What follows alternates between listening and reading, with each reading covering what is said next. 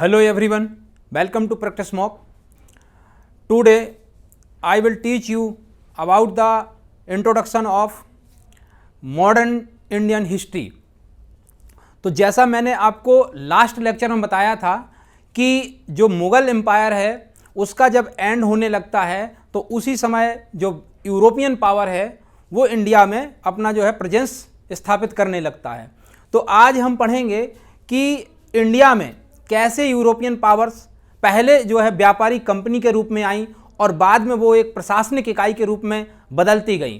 तो इंडिया में ब्रिटिश आए और इनके अलावा भी और भी कई देशों की कंपनियां आई, जैसे पुर्तगाल की आई, डच की आई, फ्रेंच की आई, डेनिश की आई। तो इनके बारे में हम पढ़ेंगे और इनका कौन किस क्रम में आया, किसने कहाँ पर कौन सी फैक्ट्री स्थापित की, कहाँ कौन से इनके बैटल हुए, युद्ध हुए, उनके बारे में जानेंगे। और इन्होंने कैसे जो है इंडियन रूलर्स को धीरे धीरे समाप्त कर दिया और खुद ही जो है पूरी पावर में आ गई। और इसके अलावा ये भी देखेंगे कि कैसे यूरोप से आने वाली कई शक्तियाँ एक अपनी जो है यहाँ से प्रेजेंस खोती गई या बहुत सीमित होती गई और कैसे ब्रिटिश पावर जो इंग्लैंड से आई थी वो बढ़ती गई। तो इसको हम लोग देखते हैं। तो हम अपनी फर्स्ट स्लाइड पर चलते हैं। European arrival in India, Bharat में यूरोपीय आगमन। ये यहाँ पर मैंने वर्ल्ड मैप रखा है क्योंकि जब भी हम जीएस को पढ़ते हैं तो हमें कनेक्ट करना होता है। जैसे हमें कोई भी ऐसा टॉपिक जो कहीं ज्योग्राफी से रिलेटेड हो सकता है, हिस्ट्री से रिलेटेड हो सकता है, पॉलिटी से हो सकता है, इकोनॉमी से हो सकता है। तो जीएस एक सभी सब्जेक्ट एक दूसरे से लिंक हैं। तो पहले हमें इसका लोकेशन को समझना होगा, इसलिए मैंने यहाँ पे पहले वर्ल्ड मैप का जो है एक ये आपका जो है मैप लिया हुआ है। इस मैप को हम वर्ल्ड पॉलिटिकल मैप बोलते हैं। जो मैप होते हैं वो मुख्यतः दो प्रकार के होते हैं, फिजिकल मैप और पॉलिटिकल मैप। तो फिजिकल मैप जो होते हैं उसमें कंट्री की बाउंड्री और जो कैपिटल्स हैं इनको नहीं दिखाया जाता। वहाँ पर मेनली दिखाया जाता है कि कोई माउंटेन है, कोई रिवर है, कॉन्टिनेंट है, ओशियन है, सी है, कोई डिजर्ट है। इस टाइप की जो लोकेशंस होती हैं उसको हम फिजिकल मैप में दिखाते हैं। और जो पॉलिटिकल मैप होता है उसमें मुख्यतः हम किसी कंट्री को दिखाते हैं, उसकी बाउंड्री को दिखाते हैं, उसके जो मेजर सिटीज़ हैं उनको दिखाते हैं, कैपिटल्स को दिखाते हैं। तो यहाँ पर हमने लिया है वर्ल्ड पॉलिटिकल मैप। इसमें आप ये देख सकते हैं कि जो ये सामने दिख रहा है ये अटलांटिक ओशियन है। अटलांटिक ओशियन का यहाँ से आप मैप में देखेंगे तो इसको आप ये देख सकते हैं कि इसका जो आकार है वो एस शेप का है। अगर आप इस साइड से ऐसे करेंगे तो ये एस शेप का अटलांटिक ओशियन का आकार है। यहाँ से क्वेश्चन पूछा गया है कि जो हमारा अटलांटिक ओशियन है वो किस शेप का है, तो आप इसका बताएंगे किस शेप का है, एस शेप का है। इसी में आगे अगर हम लोग चलें तो यहाँ पे हमारा इंडियन ओशियन दिया हुआ है। इसका जो आकार माना जाता है वो इस तरीके से मानते हैं। तो ये आपका ट्रायंगुलर आकार का इंडियन ओशियन है। इसके बाद अगर हम देखें तो ये हमारा जो है ये पैसिफिक ओशियन है। इसका कुछ पार्ट यहाँ पर है और कुछ पार्ट यहाँ पर है। तो इसको अगर हम लोग मिलाएं तो जो ये हमारा ये बन रहा है ये एक तरीके से सर्कल का सरकमफ्रेंस बन रहा है और इसका जो बचा हुआ हिस्सा है वो यहाँ पर बन रहा है। तो आप ये कह सकते हैं कि जो हमारा पैसिफिक ओशियन है यानी कि प्रशांत महासागर है वो एक सर्कुलर शेप का, वृत्ताकार आकृति का है। अटलांटिक ओशियन हमारा एस शेप का है और इंडियन ओशियन हमारा ट्रायंगुलर शेप का है। इसके अलावा दो ओशियन और बनते हैं हमारे महासागर, जो कि आर्टिक ओशियन है। यहाँ से जो है ये जो पार्ट है इसका, इससे ऊपर का, इसे बोलते हैं आर्टिक ओशियन, आर्टिक महासागर। और जो हमारा इसके नीचे का हिस्सा है यहाँ पे लिखा हुआ है साउदर्न ओशियन, इसको अंटार्कटिका ओशियन भी कहते हैं। तो नीचे हमारा जो है ये इसके नीचे अंटार्कटिका ओशियन है। तो वर्ल्ड में हमारे 5 मेजर ओशियन है, Arctic ocean, Atlantic ocean, Pacific ocean, Indian ocean और ये अंटार्कटिक ओशियन। तो ये हमने आपको दिखाया। अब इसके बाद कॉन्टिनेंट की बात करते हैं। तो कॉन्टिनेंट में ये हमारा जो है, ये कॉन्टिनेंट हमारा है नॉर्थ अमेरिकन कॉन्टिनेंट, और ये है साउथ अमेरिकन कॉन्टिनेंट, ये अफ्रीकन कॉन्टिनेंट है और ये ऑस्ट्रेलियन कॉन्टिनेंट है। अब हम इस एरिया को देखते हैं तो यहाँ पर सामने बड़ा बड़ा लिखा है रसिया यानी कि रूस, ये चाइना। तो ये कौन सा कॉन्टिनेंट है? यहाँ पर ये जो कॉन्टिनेंट है, यहाँ पे दो कॉन्टिनेंट हैं जो यहाँ पे दिखाए मैंने कि जैसे ऑस्ट्रेलिया है, अफ्रीका है, नॉर्थ अमेरिका है, साउथ अमेरिका है, ये सेपरेट दिख रहे हैं। बट यहाँ पे जो यूरोप और एशिया दो महाद्वीप हैं, यूरोप कॉन्टिनेंट और एशिया कॉन्टिनेंट, ये दो हैं, ये दोनों एक दूसरे से कनेक्टेड हैं। इसको कनेक्टेड नाम भी एक दिया गया है, उसको बोलते हैं यूरेशिया। तो यूरेशिया में एशिया और यूरोप कहाँ से सेपरेट होते हैं? तो यहाँ पर एक माउंटेन है इस तरीके से, इसका नाम है यूराल माउंटेन, यूराल पर्वत। तो यूराल माउंटेन जो है, ये यूराल पर्वत है हमारा, ये यूराल माउंटेन, इससे जो ईस्ट की डायरेक्शन में है उसको एशिया बोला जाता है, और जो वेस्ट डायरेक्शन में है ये वाला रीजन हमारा यूरोप माउंटेन, यूरोप कॉन्टिनेंट में आता है। तो ये हमारा यूरोप कॉन्टिनेंट है और ये हमारा एशिया कॉन्टिनेंट है। तो यहाँ पे हमने देखे कि हमारे 7 कॉन्टिनेंट हैं, जिसमें north America, south America, Africa, Australia, Asia, Europe, ये हमारे हो गए 1 2 3 4 5 6। एक कहाँ गया?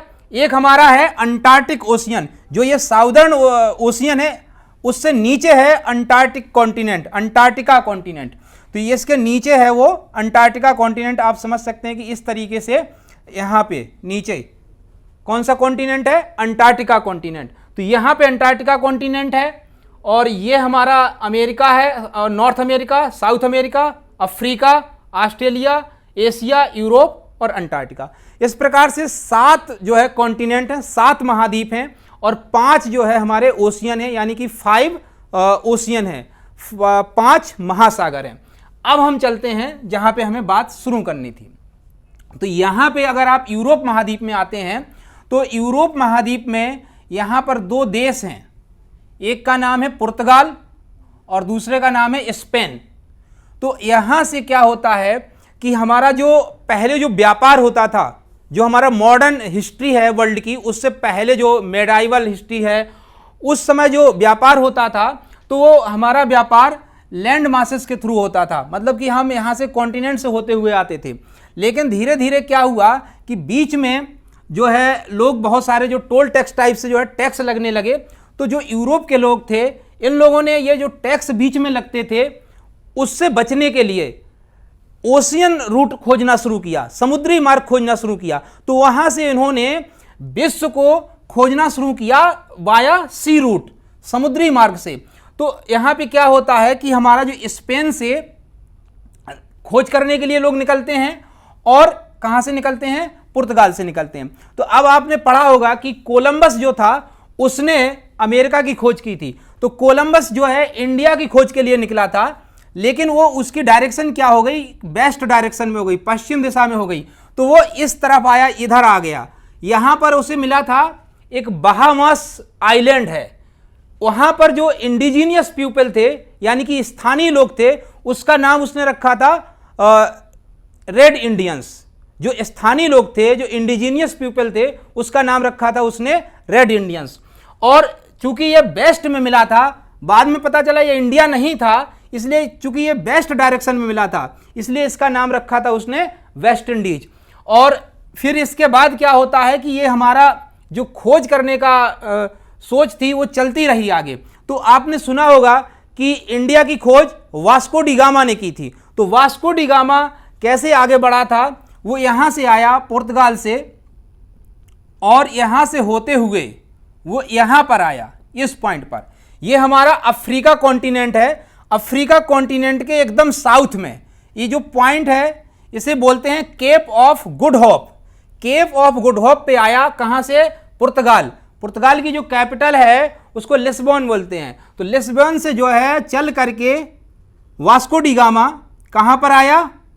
अफ्रीका के साउथ पॉइंट पर, जिसका नाम है केप ऑफ गुड होप। और फिर यहाँ से वो आया था यहाँ पर, जो केन्या है यहाँ पे, यहाँ पर उसको एक मर्चेंट मिला था। यानी कि एक व्यापारी मिला था और उसके साथ उसकी मदद से जो हमारा वास्को डी गामा था वो इंडिया आया था कालीकट बंदरगाह पर। तो हम लोग इसमें आगे चलते हैं। अब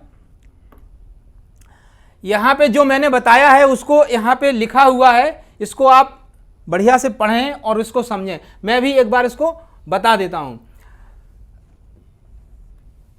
Portugal Prince Henry the navigator, Henry the navigator ने जो है वर्ल्ड की खोज करना शुरू की थी बाय सी रूट, समुद्री मार्ग से। तो उसने इन 1486 एडी में ये दियास नाम का, बोर्तोलोम्यू दियास नाम का जो है व्यक्ति था, इसको इंडिया की खोज के लिए भेजा था। और ये कहां से चला? लिस्बोन से चला, जो कि मैंने बताया था कि पुर्तगाल की कैपिटल थी। तो यहां से चला और ये साउथ अफ्रीका के जो लास्ट पॉइंट था, साउथ वर्ड पॉइंट था, उस पर पहुंचा। उसका नाम रखा गया केप ऑफ गुड होप। लेकिन यह व्यक्ति आगे नहीं बढ़ पाया क्योंकि यहां पर स्टॉर्म आ गया था, तूफान आ गया था, जिससे उसकी यात्रा वहीं पर रुक गई, असफल हो गई। फिर आगे क्या होता है कि इन 1492 1492 में king Ferdinand of Spain, Spain का एक किंग था जिसका नाम था फर्डिनेंड, इसने एक दूसरा अभियान भेजा और जिसका मेन नेतृत्व करता था उसका नाम था कोलंबस। तो कोलंबस की, जैसे मैंने बताया था, डायरेक्शन गलत हो गई थी, वह ईस्ट की तरफ ना जाकर के वेस्ट की तरफ बढ़ गया। तो वेस्ट जाकर के उसने क्या काम किया? बहामास आइलैंड्स पर पहुंचा और उसने वेस्ट इंडीज की खोज की और वहां के लोगों का नाम रखा रेड इंडियंस। अच्छा, इसके बाद एक दूसरा जो है ट्रैवलर चला, उसका नाम था अमेरिगो वेस्पुसी। तो अमेरिगो वेस्पुसी ही वो व्यक्ति था जिसने ये बताया कि जो ये कोलंबस ने खोजा था, इसके और आगे जाकर के एक बहुत बड़ा जो है संसार है, या बहुत बड़ा जो है लोग हैं, बहुत ज़्यादा वहाँ पे एरिया है और बहुत बड़ी जनसंख्या रहती है। तो इसने 2 कॉन्टिनेंट को खोज किया जिसका नाम रखा गया नॉर्थ अमेरिका और साउथ अमेरिका। तो कभी कभी क्वेश्चन ये पूछा गया है कि अमेरिका का नाम जो है किसके नाम पर रखा गया है? तो यही वो व्यक्ति है अमेरिगो वेस्पुसी जिसके नाम पर अमेरिका का नाम रखा गया है। अब इस स्लाइड में हम देखते हैं कि जो इंडिया में जो ब्रिटिश यूरोपियन पावर आई हैं वो कौन कौन से क्रम में आई हैं, उनका कौन पहले आया, कौन बाद में आया, कौन बीच में आया और वो कहाँ से आई हैं और उनका जो आने का एग्जैक्ट टाइमिंग है वो क्या है। तो इसमें आप देखिएगा कि जो सबसे पहले है वो पुर्तगाली आए हैं, यानी कि पुर्तगीज आए हैं, और उसके बाद डच आए हैं, डच के बाद इंग्लिश, इंग्लिश के बाद डेनिश, डेनिश के बाद फ्रेंच। और इनका जो आने का जो एग्जैक्ट डेट है या टाइमिंग है वो क्या है? 1498 एडी, 1498 एडी में पुर्तगीज आए हैं और 1554 एडी में डच और 1600 एडी में इंग्लिश ब्रिटिशर्स और 1616 एडी में डेनिश और 1664 एडी में फ्रेंच आए हैं।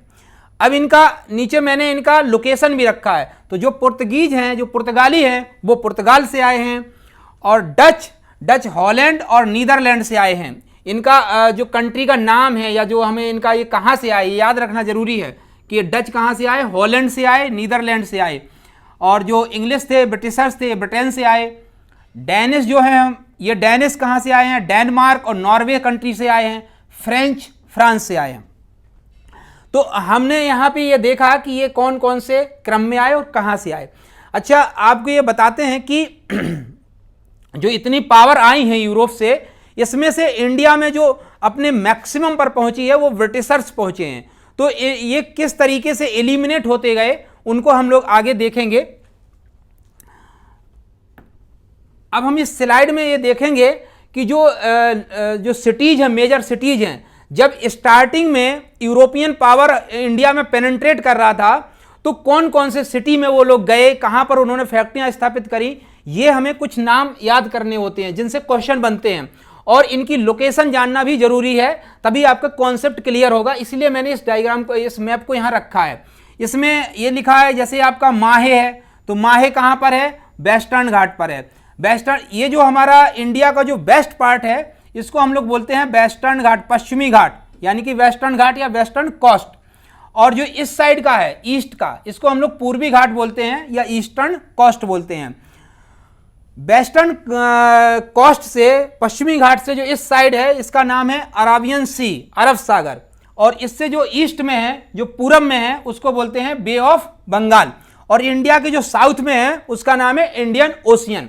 तो इंडिया का जो दक्षिणतम भाग है, जो ये साउदर्न हिस्सा है, ये हमारा पेनिनसुलर रीजन कहलाता है। पेनिनसुलर रीजन को बोला जाता है प्रायद्वीपीय भारत।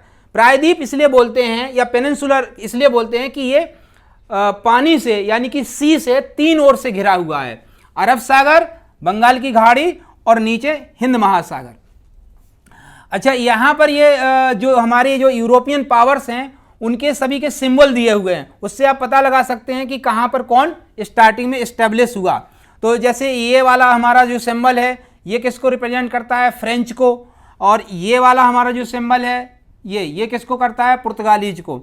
तो पुर्तगालीज जो स्टार्टिंग में आए वो कहाँ पर आए, केरल वाले रीजन में आए, जो इस समय केरल है।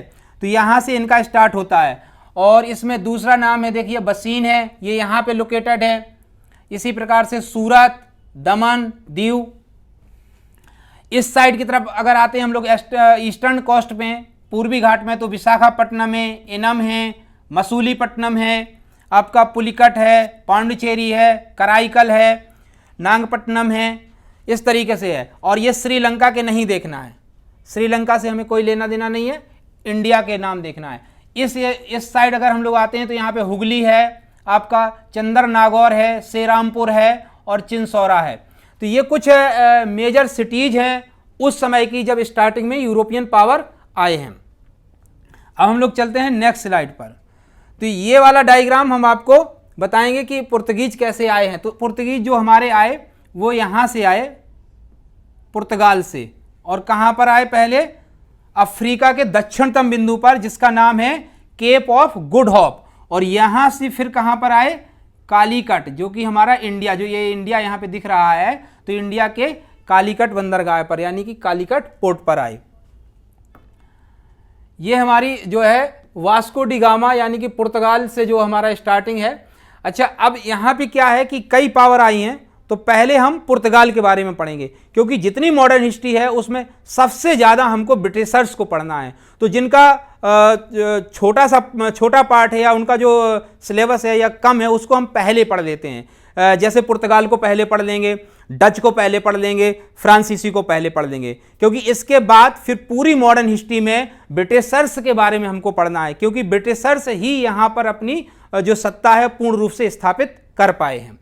तो हम लोग देखते हैं आज पुर्तगालियों का कैसे इंडिया में एस्टेब्लिशमेंट हुआ। तो यहाँ पे लिखा है कि 20 मई 1498, 20 मई 1498 को कालीकट पर वास्को डी गामा पहुंचा। और इसके बाद ये आया कहाँ से था, Cape of Good Hope. Cape of Good Hope कहाँ पर था, अफ्रीका का दक्षिणतम बिंदु था, वहाँ से। और ये क्वेश्चन पूछा गया है कि जो वास्को डी गामा आया था कालीकट बंदरगाह पर, तो वो किसकी मदद से आया था। तो जब Vasco da Gama Cape of Good Hope से चलते हुए केन्या पर पहुंचा, केन्या से जो कंट्री है अफ्रीका की, वहां पर पहुंचा, तो वहां उसे एक अब्दुल मजीद नाम का एक मर्चेंट, एक व्यापारी मिला, जो उसे कालीकट पर लाया। और कालीकट में भी पूछा जाता है कि उसका जो वेलकम किया था वो किसने किया था। तो यहाँ पे लिखा हुआ है किंग जमोरिन। जो जमोरिन राजा था, स्थानीय राजा था, वहाँ का लोकल रूलर था जमोरिन, वो वास्को डी गामा को कालीकट बंदरगाह पर वेलकम करने पहुंचा था, यानी कि उसने इंडिया में पुर्तगालियों को पहले स्थान दिया। अब यहाँ पे ये एक सुएज कैनाल है, इसके बारे में दिया है। इनका यहाँ पे ये कहना चाह रहा हूँ कि जो पुर्तगाली आए वो 1498 में आए हैं, तब से लेकर के 1869 तक जो रूट वास्को डी गामा ने अपनाया था उसी रूट से व्यापार होता रहा। और उसके बाद 1869 पर यह रूट चेंज हुआ है। और फिर यह रूट कहां से हुआ, सुएज कैनाल से हुआ। तो अब हम लोग फर्स्ट स्लाइड में जो हमारा मैप है, हमने दिखाया था आपको, ये मैप, इसको हमें देखना है यहां पे जो है ये हमारा जो है रेड सी है, इसको हम लोग बोलते हैं लाल सागर, रेड सी। तो रेड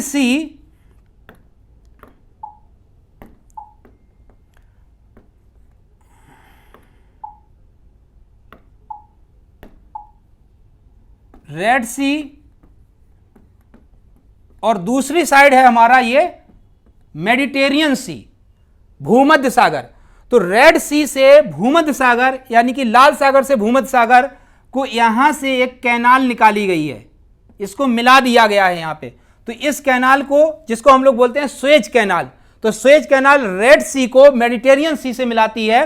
तो यहां से जब ये मिल गया तो जो इंडिया से व्यापार था वो ये लॉन्ग रूट को छोड़ दिया और ये जो शॉर्ट रूट था यानी कि अरबियन सागर से होते हुए रेड सी होते हुए और मेडिटेरियन सी में आ जाते हैं। मेडिटेरियन सी से हमें यूरोप मिल जाता है। तो 1869 के बाद जो वास्को डी गामा ने रूट अपनाया था उसको बदला गया और फिर वहां से व्यापार अब कहां से होने लगा है, स्वेज कैनाल से होते हुए होने लगा है, क्योंकि ये रूट क्या है, शॉर्ट है। तो यहां से ये भी क्वेश्चन बनता है कि स्वेज कैनाल का जो खुदाई हुई या स्वेज कैनाल जब बनाई गई तो वो कब बनाई गई, 1869 में बनाई गई। दूसरा क्वेश्चन कि स्वेज कैनाल किसको किसको जोड़ती है, तो आपका आंसर है मेडिटेरियन सी को रेड सी से जोड़ती है, भूमध्य सागर को लाल सागर से जोड़ती है। अब हम लोग चलते हैं आगे।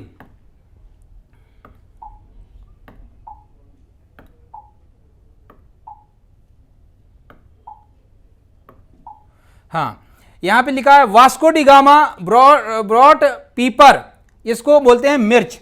यानी कि जो वास्को डी गामा आया था उसने सबसे पहले मिर्च का व्यापार किया था और उसने उसमें 60 गुना फायदा कमाया था। यानी कि 100 रुपए लगा करके उसने 100 टाइम्स जो है 60 टाइम्स प्रॉफिट लिया था। तो 60 गुना फायदा कमाया था। इसीलिए जो यूरोपीय थे उनको जो व्यापार करने में बहुत इंटरेस्ट जगा, क्योंकि उनको बहुत ज्यादा प्रॉफिट दिख रहा था। इसीलिए वो सारे जो यूरोपियंस थे वो इंडिया आने की कोशिश किए। अब इसमें एक क्वेश्चन ये भी पूछा गया है कि वास्को डी गामा अपनी लाइफ में कितनी बार इंडिया आया, तो इसका आंसर है कि 3 टाइम्स जो है इंडिया आया है अपनी पूरी लाइफ में वास्को डी गामा। फिर अब यहां पे एक क्वेश्चन बनता है कि जो पुर्तगालीज थे इनकी जो पहली फैक्ट्री स्थापित हुई वो कब हुई और कहां हुई, तो इनकी जो पहली फैक्ट्री है वो 1502 और कुछ सोर्सेस में मिलता है कि 1503। ये दोनों ही डेट हैं, दोनों ही करेक्ट हैं। कुछ सोर्स 1502 बताते हैं, कुछ सोर्स 1503। इसमें जो है पुर्तगालीज फैक्ट्री स्थापित हुई और पहली फैक्ट्री स्थापित हुई कोचीन में, कोचीन या कोच्चि में, जो कि कहां है, केरल में है। आगे इन 1505 फ्रांसिस्को डी अल्मीडा, ये जो है पुर्तगालियों का फर्स्ट गवर्नर था। ये पहला गवर्नर था। इसका नाम पूछा जाता है कि जो पुर्तगालीज थे उनका जो है पहला गवर्नर कौन था, तो आपको बताना है फ्रांसिस्को डी अल्मीडा। नेक्स्ट हम लोग देखते हैं बैटल ऑफ चौल इन 1508। पूछा जाता है कि जो चौल का युद्ध था, बैटल ऑफ चौल था, वो कब हुआ, तो आपको बताना है 1508 में हुआ था। और किसके किसके बीच हुआ था, तो पुर्तगालियों के बीच हुआ और किसके दूसरे पक्ष में कौन थे, इजिप्टियन मामलुक, जो मिस्र के जो सुल्तान थे उनका जो इन्फ्लुएंस था इंडिया के कुछ भागों में था। यहां पे स्टोरी है कि जो पुर्तगालीज आए वो क्रिश्चियनिटी को जो है कट्टर समर्थक थे और वो इंडिया में क्रिश्चियन रिलीजन को बहुत तेजी से बढ़ाना चाहते थे, जिसका स्थानीय लेवल पर विरोध होने लगा और उसकी वजह से ये एक युद्ध हुआ था जिसका नाम है battle of chawl.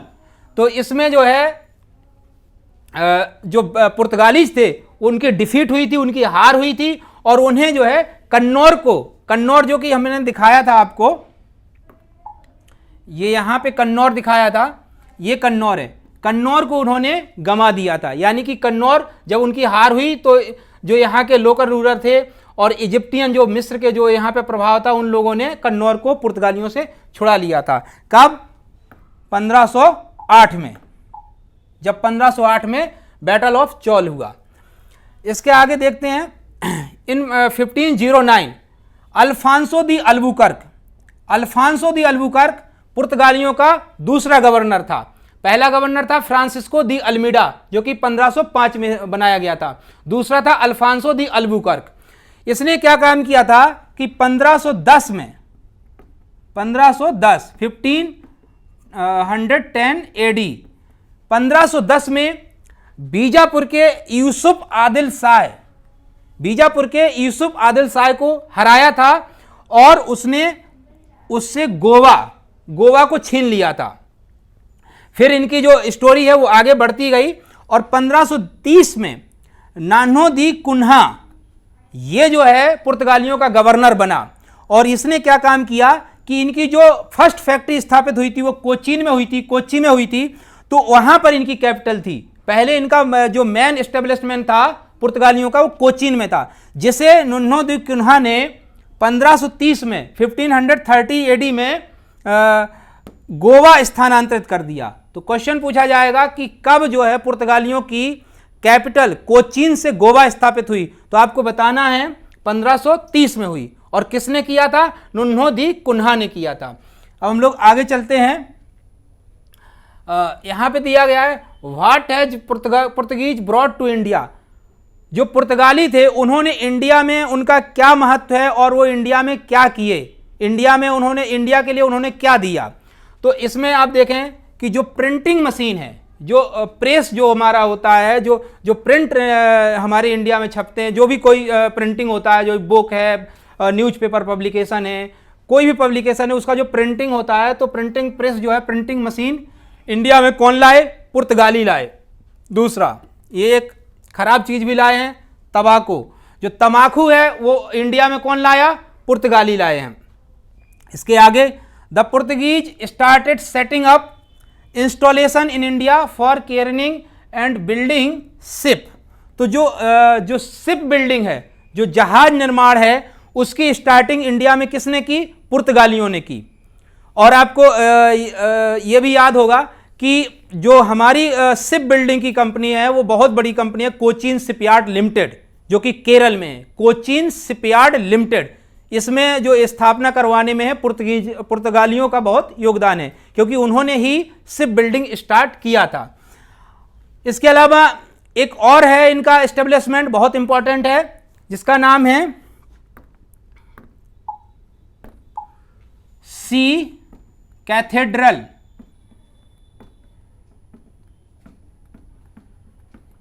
Church. C cathedral church ये कहां पर है? ये गोवा में है, गोवा। तो सी कैथेड्रल चर्च जो है गोवा की बहुत ही इंपॉर्टेंट एक पुर्तगालियों द्वारा स्थापित चर्च है, जो कि पूछा जा सकता है कि सी कैथेड्रल चर्च कहां स्थापित है, तो आपको बताना गोवा में है। किसने स्थापित की है? पुर्तगालियों ने स्थापित की है। अब हमारी नेक्स्ट स्लाइड है अनेक्सेशन ऑफ गोवा। तो गोवा का कैसे राज्य, ये जो अनेक्सेशन है इसका मतलब होता है राज्य हस्तांतरण। राज्य हस्तांतरण मतलब कि गोवा को पुर्तगालियों से कैसे छुड़ाया गया।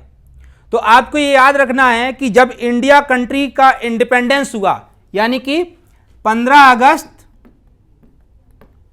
1947 1947 में इंडिया का इंडिपेंडेंस हुआ है।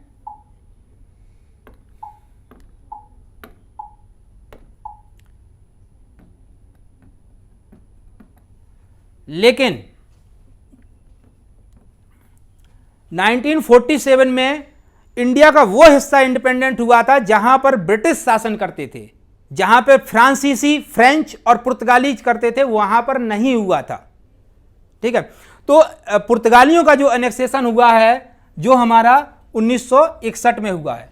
और जो फ्रांसीसियों से जो हमने पौंडुचेरी जो है, पौंडुचेरी मेन रूप से लोकेशन था फ्रांसीसियों का, तो वो हमारा हुआ था 1954 में। तो जो फ्रांसीसी को इंडिया से हटाया गया या उनसे जो इंडिपेंडेंस मिली वो 1954 में मिली। लेकिन जो पुर्तगाली है उनसे मिली 1961 में। तो यहां पर एक क्वेश्चन यह भी बनता है कि जो इंडिया में सबसे पहले आए वो पुर्तगालीज थे, और जो सबसे बाद में गए या जिनसे सबसे बाद में इंडिपेंडेंस मिली वो भी पुर्तगालीज ही थे। अगर हम फर्स्ट स्लाइड पर देखें तो आपको जो दिखाया था मैंने ये स्लाइड, यहां पे आप देखेंगे तो सबसे पहले पुर्तगीज आए हैं और सबसे बाद में ये फ्रेंच आए हैं, लेकिन जो सबसे बाद में गए वो भी पुर्तगीज ही हैं, क्योंकि ये गए हैं 1961 में। तो 1961 में इंडिया से पुर्तगीज चले जाते हैं। तो इस प्रकार से पुर्तगीज से जो भी क्वेश्चन बनते हैं वो यहाँ पे सारे डिस्कस किए गए हैं।